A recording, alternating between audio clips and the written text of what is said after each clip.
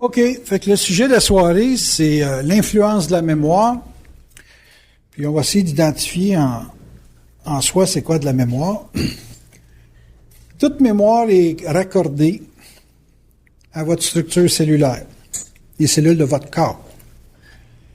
Toute l'hérédité qu'on dit d'avoir de nos parents, c'est lié à une chaîne karmique, à des conditionnements de vie antérieure.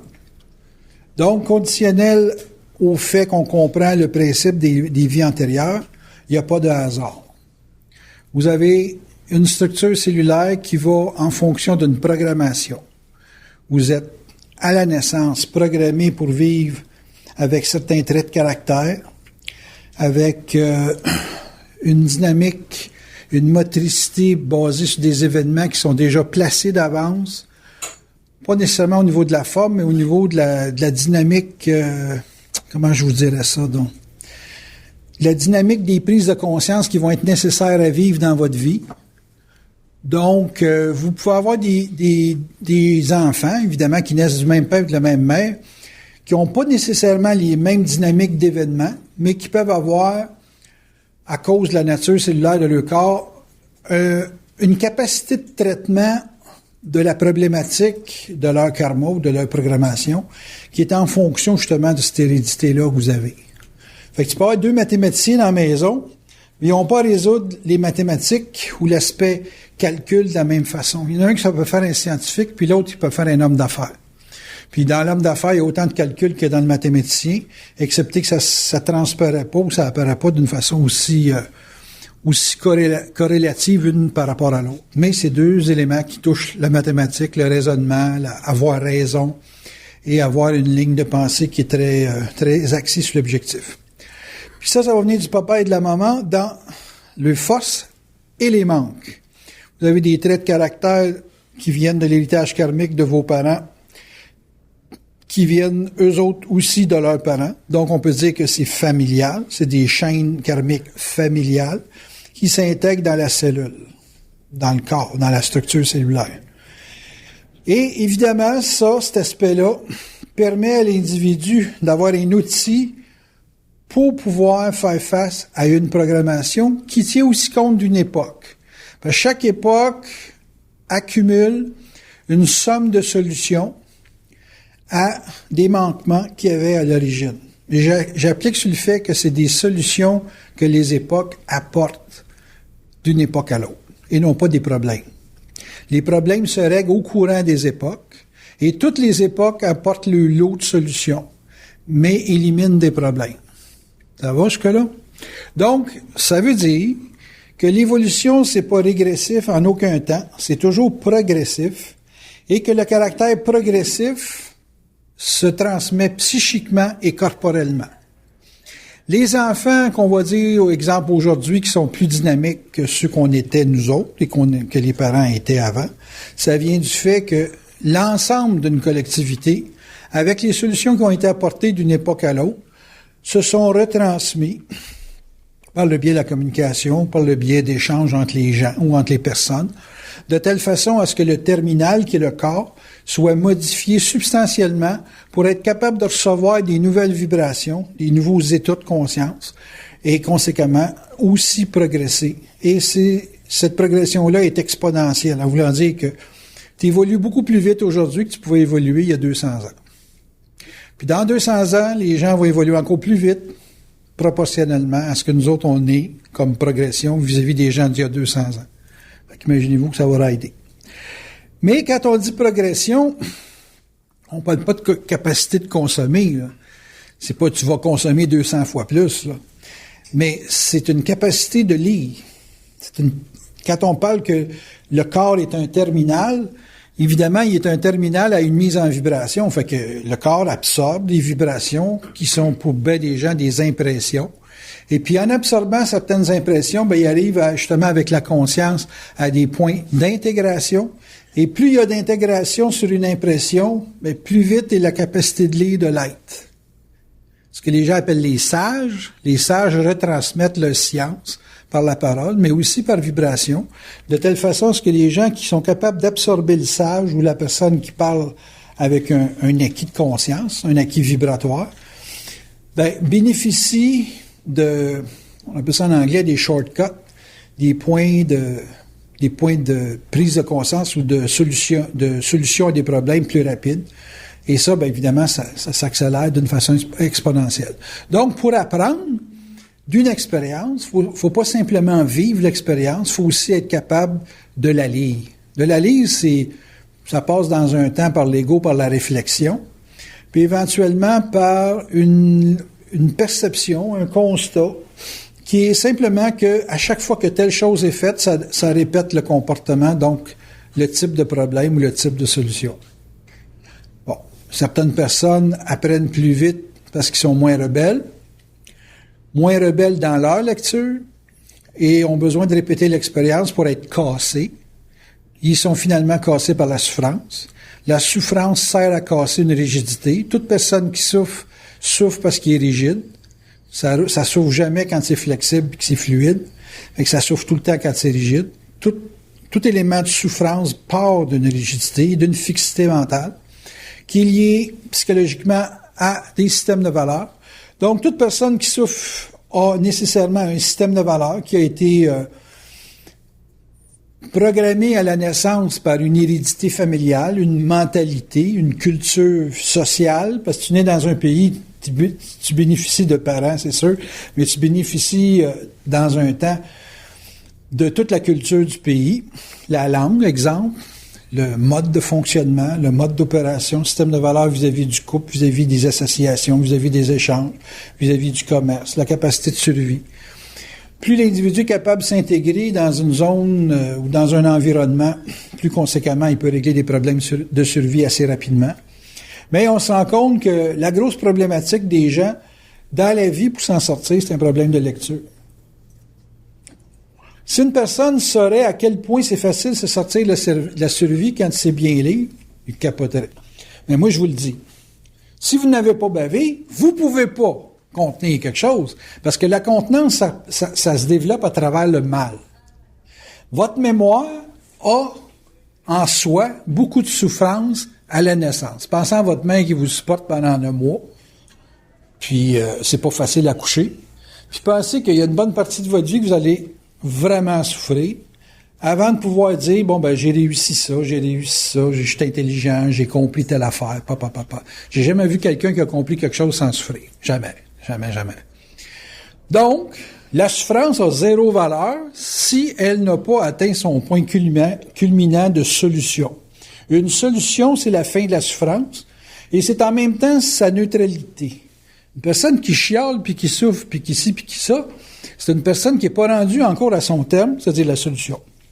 Donc, il est planté dans une mémoire qui le retient dans un passé, qui le retient dans un système de valeurs pour que sa programmation s'exécute, pour qu'elle se déracine du karma familial, puis qu'elle arrive à libérer dans son être les forces qu'il faut pour pouvoir se débarrasser de la survie financière, psychologique, émotionnelle. Donc, si vous avez une mémoire, vous avez un avantage, et en général, vous avez aussi, avec le biais de la mémoire, parce que les races sont pas encore parfaites, vous avez aussi des restrictions, des limitations. Fait que vous pouvez être très bien conscient d'une problématique mémorielle, puis pas être capable de la régler tout de suite.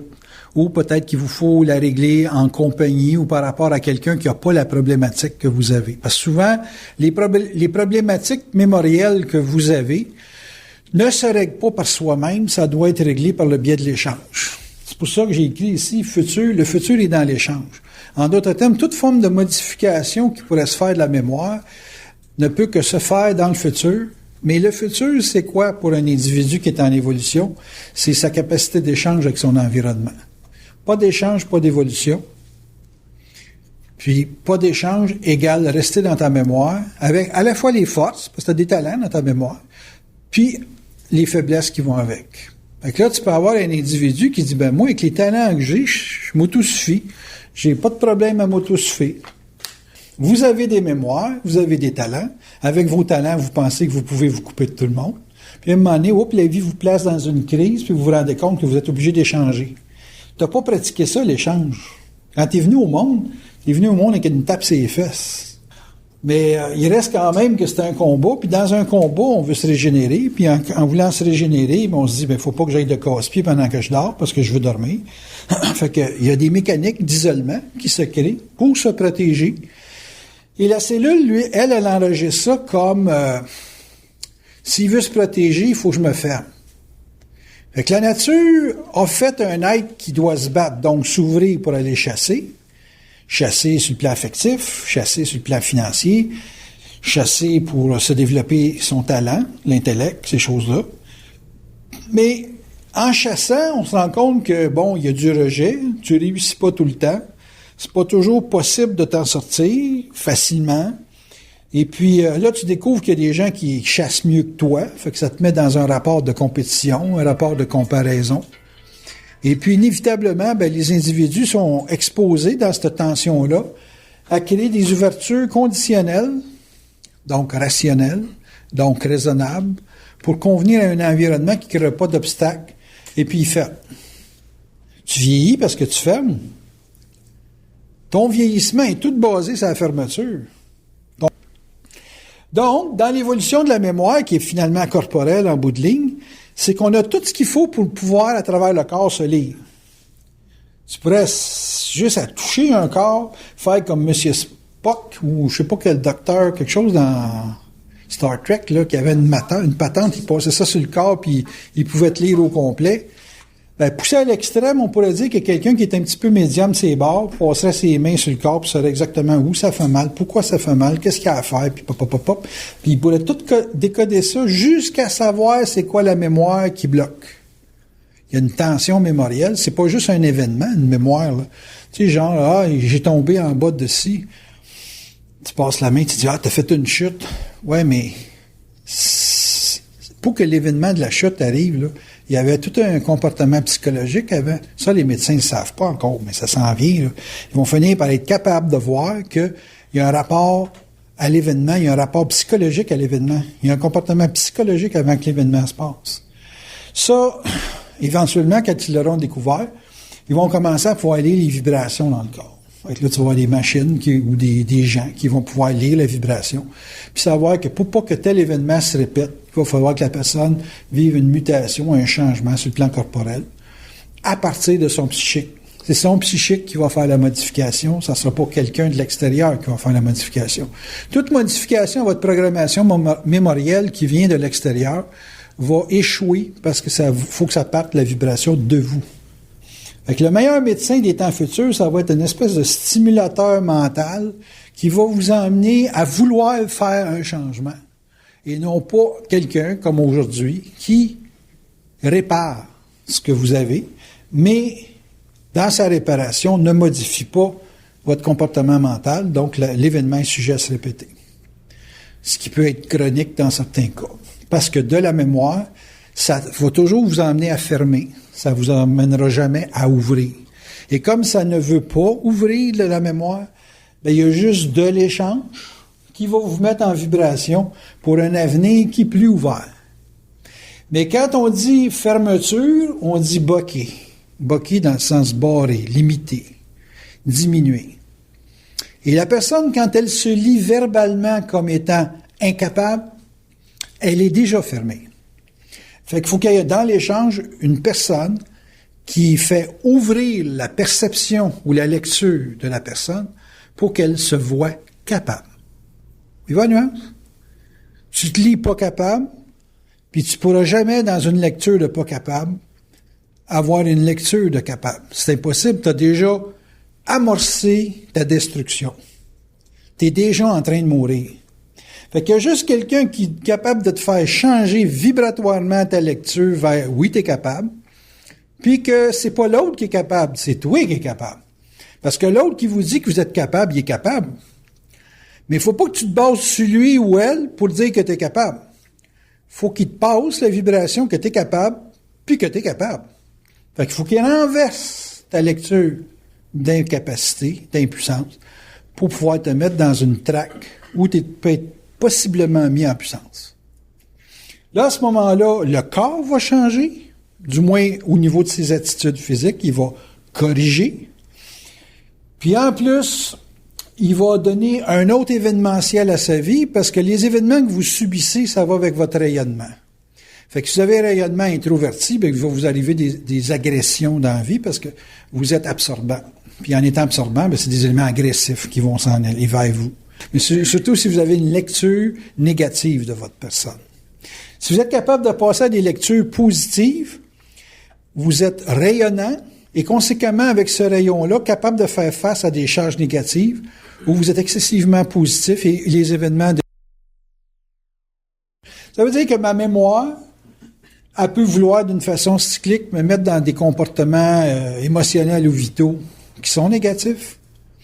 Mais ma conscience, mon développement de conscience m'a permis de neutraliser les effets pernicieux de la mémoire. Si une personne n'entreprend pas dans sa vie un travail de prise de conscience de ses expériences, il va mourir avant son terme, ça c'est sûr, parce que quand tu commences à fermer, tu commences à mourir, puis quand tu commences à mourir, c'est exponentiel. Fait que ça va te faire aller chercher des événements qui vont te tuer, soit en te rendant malade ou en vivant un accident.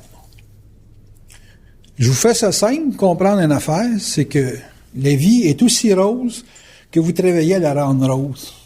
La couleur n'a pas d'importance, c'est pour sortir le principe, Chris, arrêtez de vous plaindre, c'est dangereux. J'ai dit à un de mes chums qui cherche à faire une grosse business, j'ai dit, tu chiales tout le temps, tu peux pas réussir, c'est impossible. Tu bâtis ta faillite. J'ai dit, t'en as pas plus que 6 mois à parler comme tu parles. T'arrêtes pas de faire des trous dans ta chaloupe, puis tu nages vite pour te rendre à la berge, là. Tu nages vite, mais tu penses juste négatif. Fait que plus tu nages vite, plus tu chiales que ça fait mal, plus tu chiales que ça fait mal, plus tu fais des trous dans ta chaloupe. Là, tu remplis ta chaloupe, puis t'as beau nager vite, c'est que quand t'as 25 gallons d'eau dans la chaloupe, là, qu'est-ce que c'est faut que je fasse? Hey, quand tu te lèves le matin, il fait beau, soleil. Ouais, mais des fois, il pleut. Ouais, mais après la pluie, il fait beau. Ouais, mais il pleut pas mal souvent, puis c'est humide après. Tu regardes comment tu penses? T'es un loser né, Chris. Tu peux pas gagner quoi que ce soit dans la vie.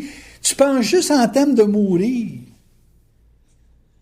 Là, à la fin, j'ai réussi à un tour de force écœurant. J'ai réussi à le faire sourire. Ah ben, fuck. Je dis, t'es en train de réparer un trou dans la chaloupe. Ouais, mais il dit, non, dis-le pas qu'il y en a d'autres, là. T'en as réparé un. Ouais, les autres, ça va prendre combien de temps? Déjà, c'est mieux. Plutôt que de les compter, tu commences à dire comment je vais réparer. Ça va bien, là. Fait que, quand tu pars, là, dès que tu sens que tu vas faire un gros trou dans ta chaloupe, tu m'appelles. Ça marche? Mémoire de perfectionniste. C'est un hostie de perfectionniste. J'ai dit, ça, t'as pogné ça de ton père. Il dit, ouais. J'ai dit, ton père, dans ta vie, quand tu faisais quelque chose, c'était jamais assez. Si t'avais pas 100%, c'était jamais bon. Il dit, ouais. J'ai dit, as-tu remarqué, t'essaies de faire pareil avec ton gars? Il dit, ouais. Oui, mais, non. Moi, j'ai toujours raison, toi, t'as toujours tort. OK, oublie pas ça, là. Mais non, c'est Dieu. Puis là, j'ai commencé à y faire comprendre que s'il pensait toujours en termes de perfection, il fallait qu'il y ait une description de la perfection. J'ai dit, moi, je me perçois pas parfait. Je sais que j'ai toujours raison, mais c'est pas en soi une perfection. J'ai dit, moi, c'est pas de ma faute si j'ai raison, c'est pas moi qui parle. Ça me parle. Puis je sais eux autres qui sont parfaits. Mais moi, pauvre petit canal, je ne suis pas toujours parfait. Mais je sais que quand tu passes, c'est ce qu'il faut dire. Donc, moi, j'ai pas d'opinion. En n'ayant pas d'opinion, c'est parfait. Si je mets mon grain de sel dedans, je défais la perfection. Es-tu capable d'arrêter de mettre ton grain de sel dans ce qu'il faut faire? Wow! Hein, t'es encore ton père. Fait que là, au moins, quand ça va arriver, là, des affaires de te placer en erreur parce que tu juges l'erreur ou tu juges le résultat ou tu juges quoi, pense à ton père. Puis quand ça va être ça, pense à eux autres, les forces. Ouais. C'est une façon de voir la différence entre l'astral et la lumière. Je dis, ouais, t'en plais ça. Tu vois, gars, ça vient pas de tout. Tu vas pas penser à ça il y a 10 minutes, tu faisais juste des trous dans le chaloupe.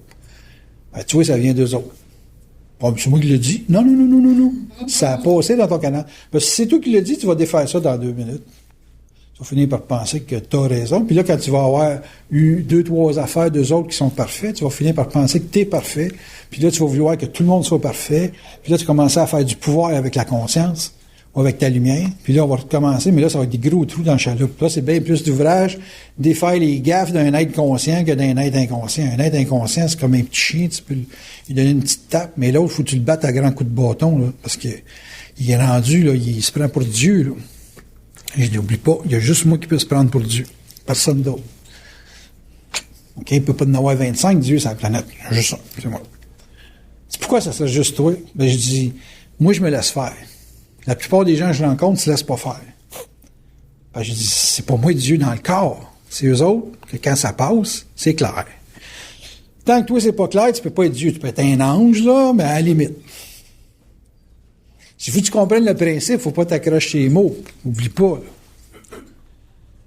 Fait que, si on parle de mémoire, on parle de difficultés à long terme.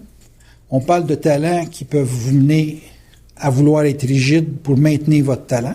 Vous avez déjà vu ça, du monde qui était bon dans une performance quelconque, puis qui était plus capable de supporter le drop-down. Tu sais, t'es un artiste, tu réussis, t'as 10 000 personnes devant toi, ça t'applaudit, puis 3 ans plus tard, oups, c'est fini.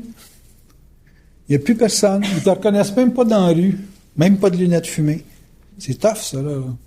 C'était du talent. Fait que votre mémoire peut vous donner un talent qui va, à un moment donné, vous placer en situation de déséquilibre parce que le talent a pu ou a répondu à la fonction pour vous autres, mais ne répond plus à un échange avec votre environnement sous cette forme-là.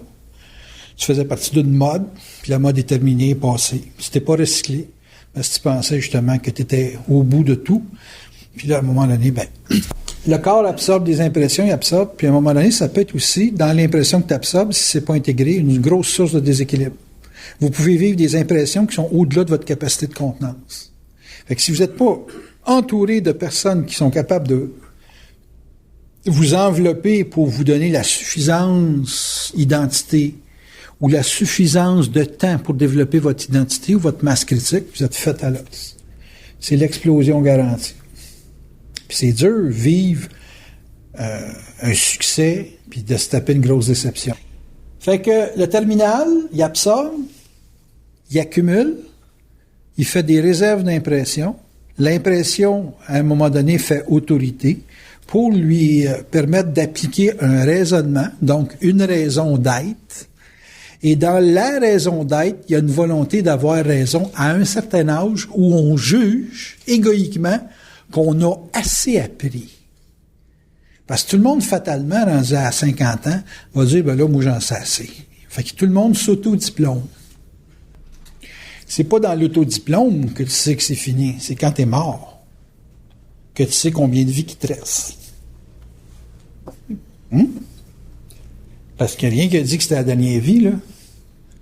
Fait que c'est pas la dernière vie. Ton corps, il a été un vecteur. Il a été un véhicule pour que tu ailles gober des impressions puis que tu donnes du temps, de temps en temps, pour intégrer. C'est-à-dire prendre conscience de ce que tu as absorbé puis de voir les rapports que ça crée dans ta vie, pas matériels, mais dans tes rapports de perception que tu as ou de lecture que tu te fais de toi-même. Si moindrement, dans ta lecture, tu te fais une petite lecture négative, c'est parce que tu n'as pas intégré certaines impressions. Puis tu te juges moralement là-dedans. Tu te juges avec un système de valeurs quelconque. Tu n'es plus capable t'es plus capable de confronter des éléments divergents de ta perception, donc de ton raisonnement, qui devient automatiquement un jugement, une critique, puis un écrasement de ton succès intérieur. Succès étant être bien dans sa peau. Quand tu es bien dans ta peau, c'est le succès.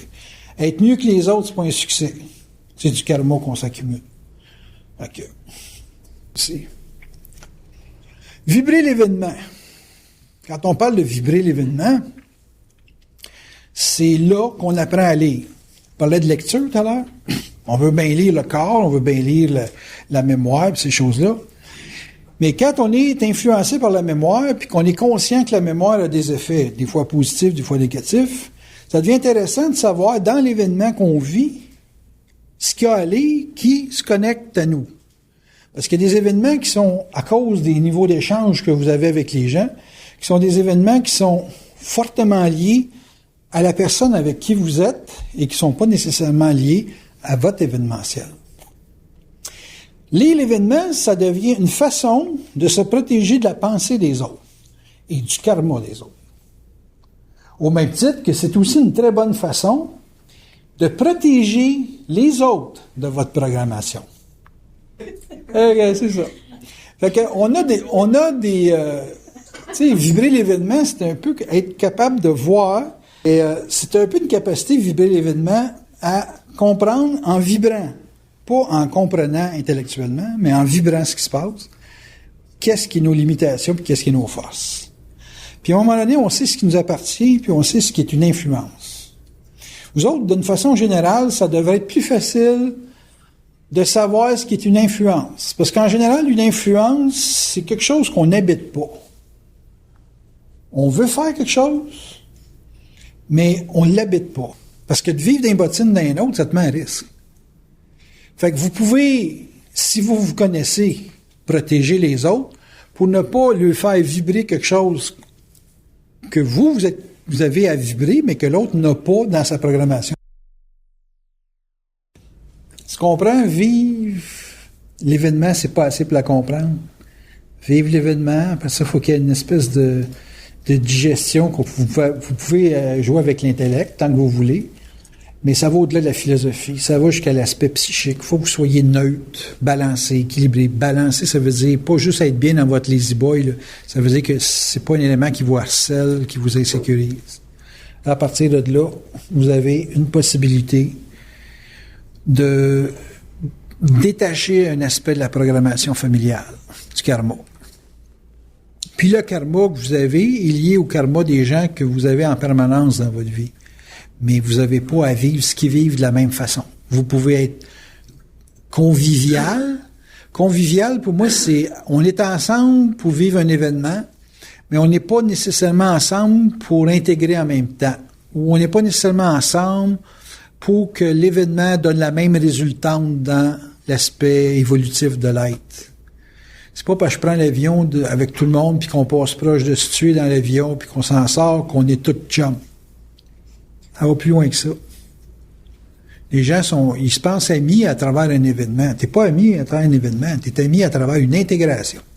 Les gens intègrent quelque chose, l'autre intègre peut-être même à 10 000 milles de là, la même chose, ils vont se rencontrer, ils vont se reconnaître. C'est pas de l'avoir vécu ensemble, c'est de l'avoir intégré. Les gens avec qui on a de la chimie, c'est des gens avec lesquels on a un niveau d'intégration qui est similaire. Quand j'ai rencontré Bernard, je le voyais travailler avec le psychisme, puis faire, comme entre guillemets, la preuve que le psychisme est opérationnel dans la matière. J'ai dit, moi, je vais travailler avec ce gars-là. J'avais zéro doute, parce que moi, je faisais ça. Ça faisait, avant que je le rencontre, ça faisait au-dessus de 12 ans que je faisais ça.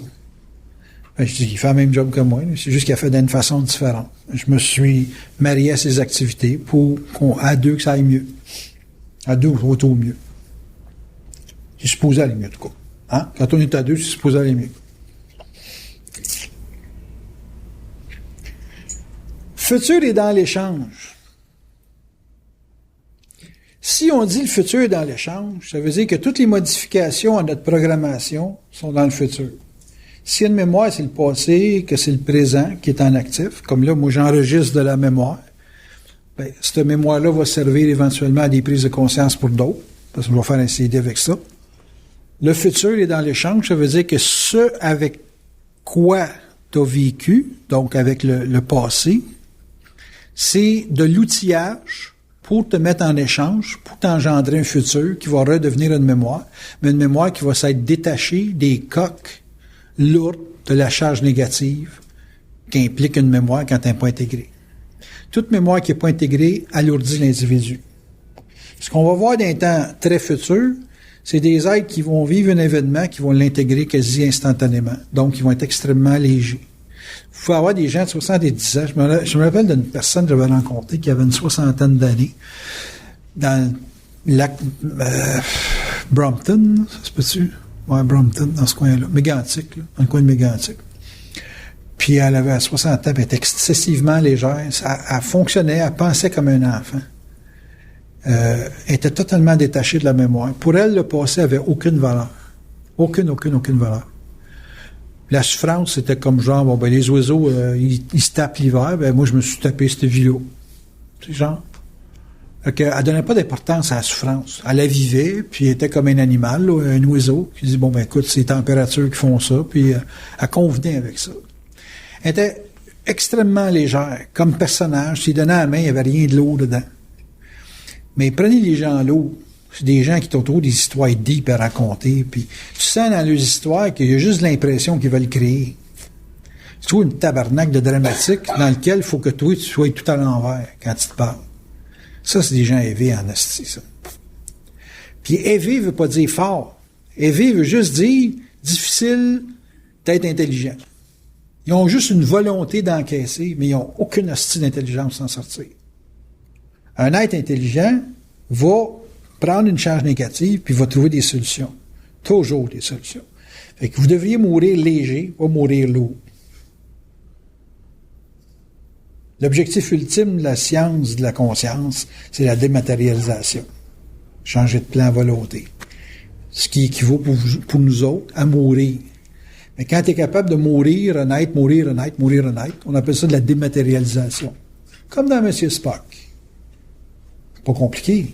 Quand ils se passent dans l'espèce de désintégrateur pour aller réapparaître sur une autre planète, ils se font mourir puis ils se font renaître.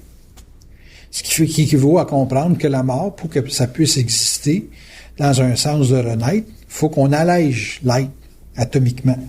Fait qu'alléger un individu au niveau du corporel, c'est neutraliser tous les effets de la mémoire sur son être pour qu'il soit totalement atomisable et qu'on le transfère dans une autre pièce.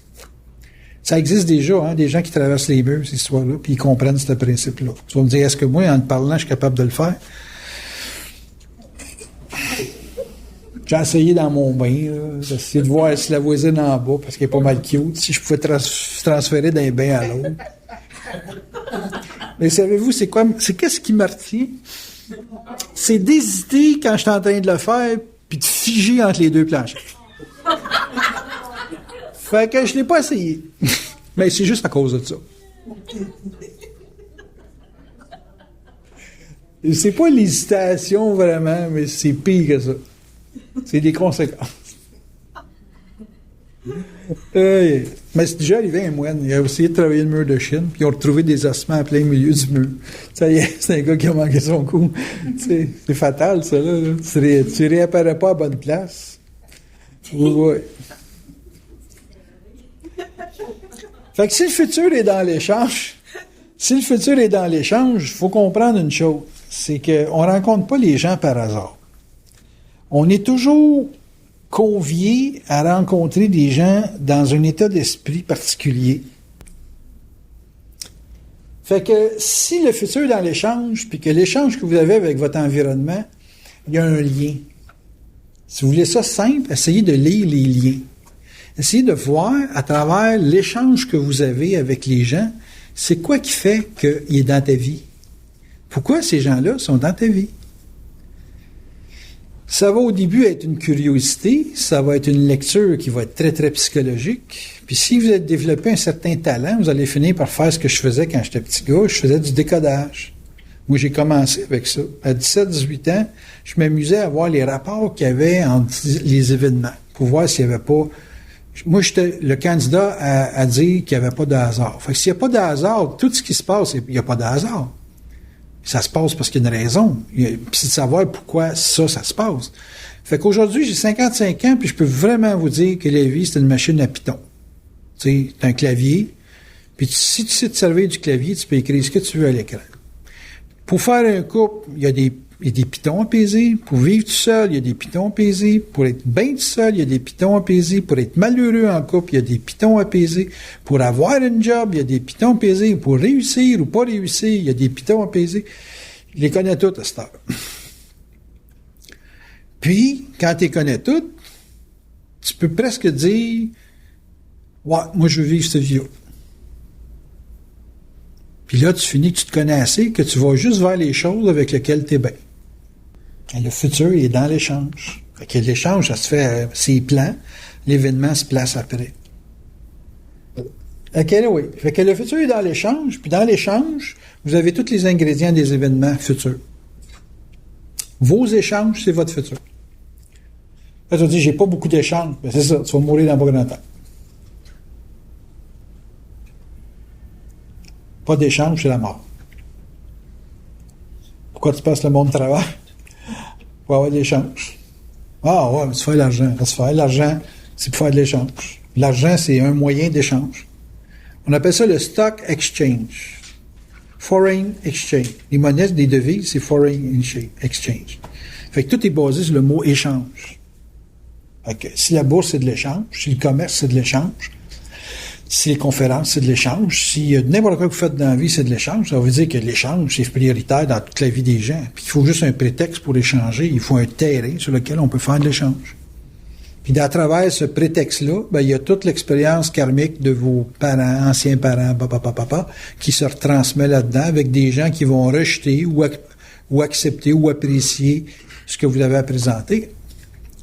Voulez-vous que je vous explique le rejet à travers votre mémoire cellulaire?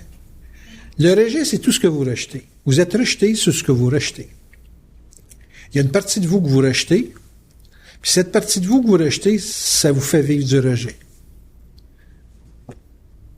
Il y a une partie de vous autres que vous aimez pas, ce qui équivaut à se rejeter. Tu sais, je change les mots, là. Mais vous aimez pas, vous vous rejetez, puis les autres vous font vivre extérieurement le rejet de votre propre rejet. Les gens sont les éléments déclencheurs de vos faiblesses que vous n'acceptez pas. Il y a combien de femmes qui disent « je suis dominée ». Ben, domine. Non, je suis pas capable, il me domine. Bon, tu rejettes ton impuissance. Tu vas te faire vivre ton impuissance. Mets-toi en puissance. Ouais, si l'autre est capable de te faire vivre de l'impuissance. Puis plus tu te mets en puissance, moins l'autre, il tombe en mode d'agression. Pareil. Mais le futur est dans l'échange. N'importe qui sur la planète qui a un problème de vie a un problème d'échange.